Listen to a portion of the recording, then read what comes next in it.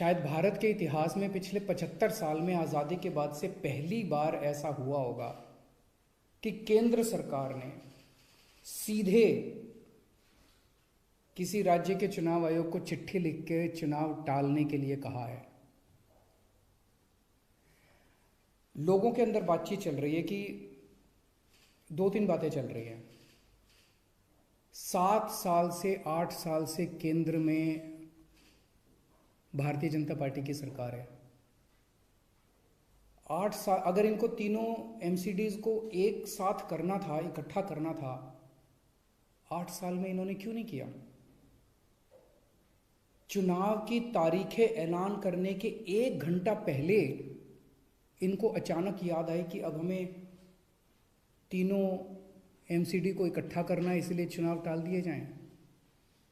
तो लोग कह रहे हैं कि एमसीडी को इकट्ठा करना, एक करना तो बहाना है, मकसद चुनाव टालने का था। क्योंकि बीजेपी को लग रहा था कि दिल्ली में अगर चुनाव होंगे तो आम आदमी पार्टी की ज़बरदस्त लहर है, बीजेपी उस लहर में बह जाएगी और बीजेपी हार जाएगी, इसलिए चुनाव टालने के मंशा से ये किया गया। दूसरा ये भी लोग कह रहे हैं कि चुनावों का तीनों नगर निगम एक साथ करने से क्या लेना देना है। आज 3 नगर निगम है दिल्ली में, 272 वार्ड हैं, कुछ इसमें कुछ इसमें कुछ इसमें। तो तीनों नगर निगम के काउंसलर अपने अलग अलग नगर निगम में बैठते हैं। चुनाव हो जाने दीजिए, अगर तीनों को इकट्ठा भी कर दोगे आप तो वो एक जगह बैठने लग जाएंगे। दोबारा चुनाव कराने की क्या जरूरत है? अभी चुनाव रोकने की क्या जरूरत है? चुनाव टालने की क्या जरूरत है?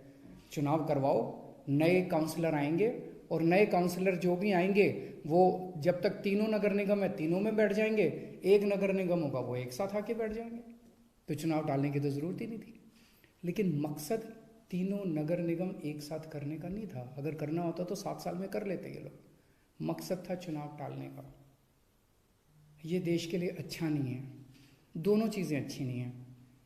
जो केंद्र सरकार ने चिट्ठी लिख के चुनाव टालने को कहा वो भी ठीक नहीं है, और चुनाव आयोग केंद्र सरकार के सामने झुक गया और चुनाव टाल दिए, ये भी अच्छा नहीं है जनतंत्र के लिए।